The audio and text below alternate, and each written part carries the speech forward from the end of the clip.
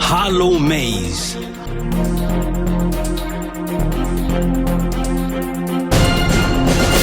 Council to Neda Imasuen, Chairman, Committee on Ethics, Privileges and Public Petition of the 10th Senate, and represent Edo South Central District, Edo State.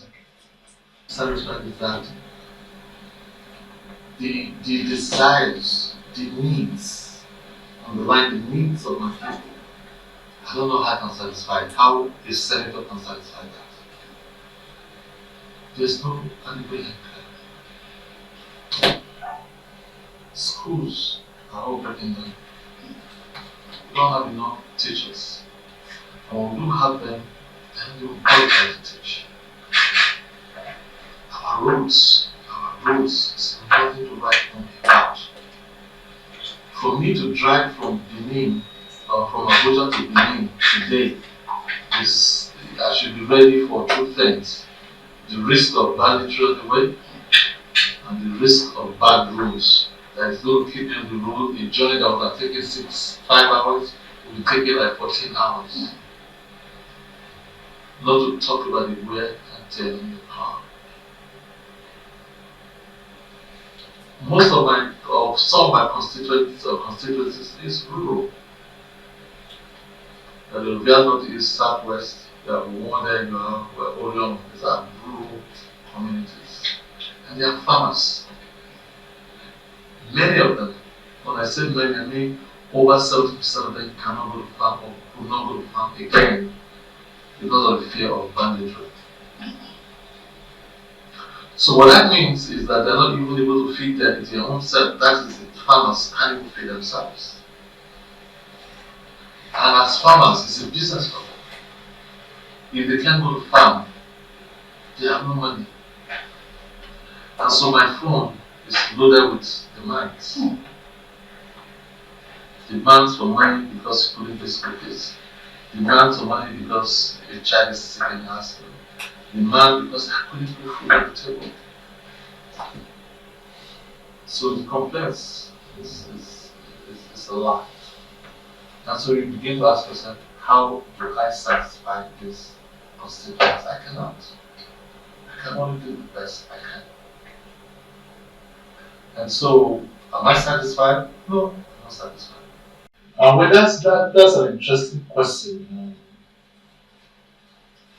But if you understand that the Nigerian politics is a party-oriented type of politics.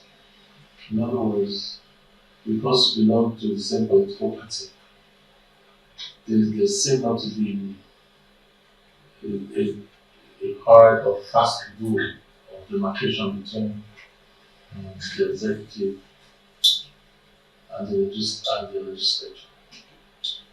And so the erosion of that separation of power as you feared is seen from that angle, because you see the executive asking the legislature to represent the nomination.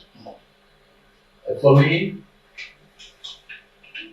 yes, there ought to be equality of power. Each arm of government ought to checkmate the other. In other words, not be subservient to the other. So I don't know why I'm the head of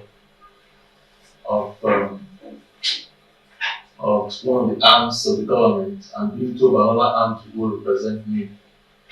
I don't understand it. Carry on that party strong feelings and strong relationship as if there is no demarcation. There is, and there ought to be demarcation. Can you imagine if the Senate President asked the Chief Judge of the Federation who represents communication, how we look at it? So I understand what you said. They may not mean it, they may not say it the way you say it. It may have been done in good faith, it may have been done in the spirit of the same party, we are one.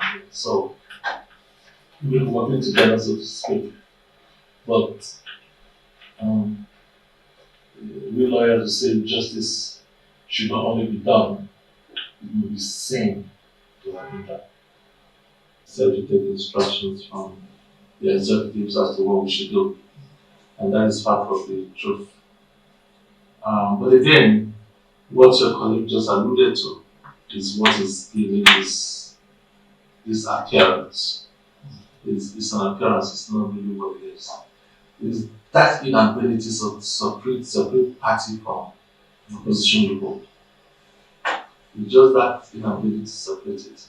And the reason why it's not separated, in my opinion, is because there's that party loyalty to the party, which ought to be subservient to loyalty to the country, since they did more of it. But it doesn't mean that it's a rubber stamp sort of thing. And I always argue, and I'll argue again, that the fact that the National Assembly